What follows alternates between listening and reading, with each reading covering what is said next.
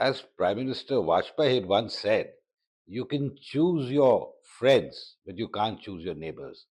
India lives in a tough neighborhood.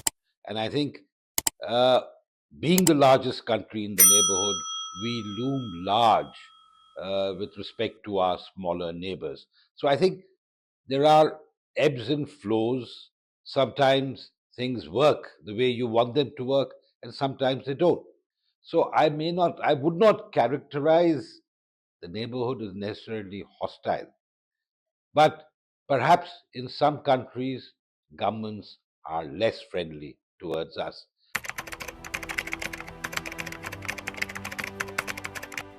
Now, these countries that you mention are democratic countries. Their people choose their leaders. And while one particular leader may be more friendly towards us, more sensitive to our concerns, the other leader who's voted to power may not be. But I think there you need what I would like to call strategic patience.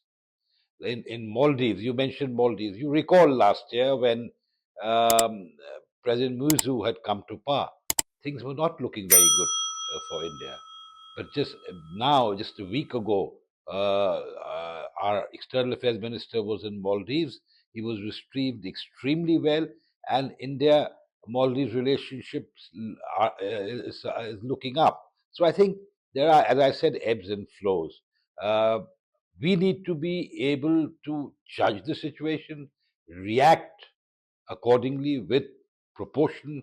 A proportionate reaction is far better than off the cuff emotional reactions, because when you do that, it leads to an escalating situation where things, instead of getting better, get worse. So I think Maldives is a good example where we have showed strategic patience.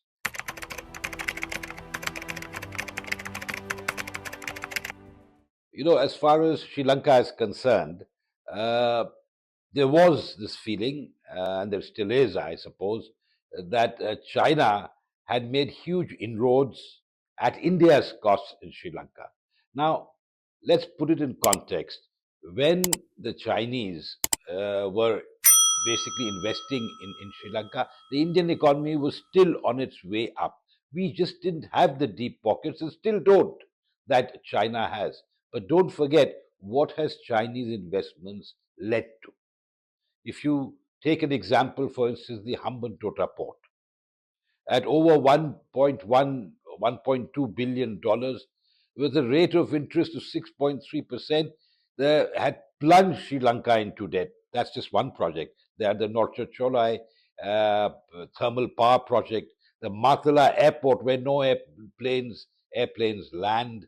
You have a cricket stadium where no matches are played in the south. So you have numerous examples. The highway, the most expensive highway built between Katunaike Airport and the capital city, Colombo. So these projects, though they are visible, people are benefiting, but at what cost? So I think people have realized that the costs that they've had to pay for these Chinese investments have been huge. And I dare say that this is one of the not the contributing factor, but one of the contributing factors to what Sri Lanka faced in 2022. This massive economic downturn, which led to a popular upsurge, the Aragalaya protest, which brought down the government, and the president had to flee.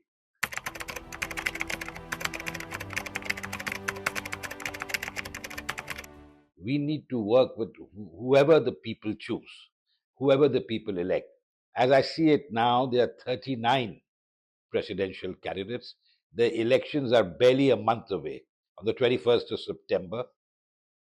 There are four main candidates out of the 39. The incumbent President Ranil Wickremesinghe, who is running as an independent because his party, the United National UNP, a national party, was actually had only one member in parliament, the current parliament, and that was President Wickremesinghe himself.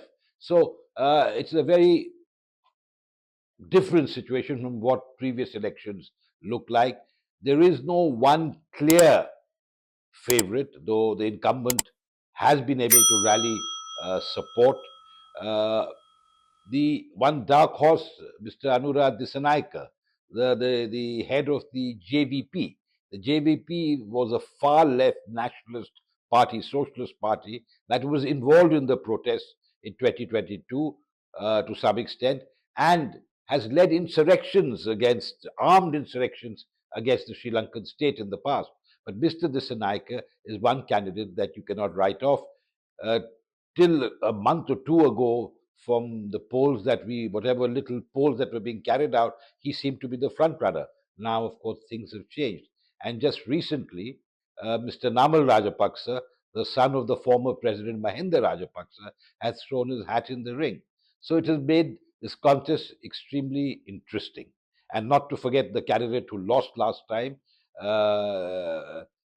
Premadasa, Sajid Premadasa, who heads the main breakaway faction, the UNP, a new party called the SJB. So I think we have four candidates, four credible candidates, and many others, including Field Marshal Sarad Fonseca, who's fighting once again, and a former minister, Vijay Rajapaksa, who not to be confused with the Rajapaksa family.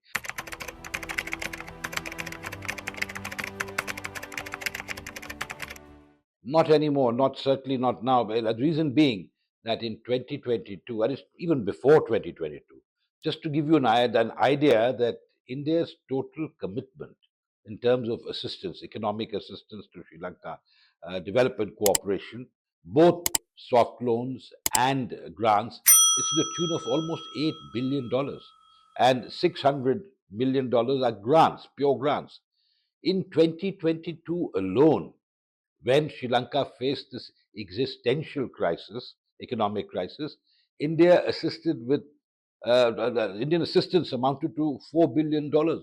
Credit lines and assistance. We'd given food, we'd given medicine. During COVID, we gave 5 lakh vaccines. We've given liquid oxygen. We've given rat kits. You name it, fuel. So we've given so much and that is because we are the first responder. We are the nearest, and I would like to say the dearest neighbor.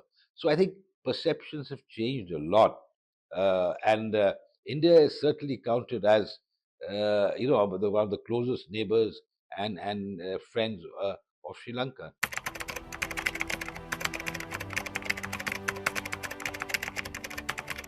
Let me put it this way: that Namal, of course, being the son of the president, the former president, the strong man of Sri Lanka, has a lot of experience that he has garnered over the years.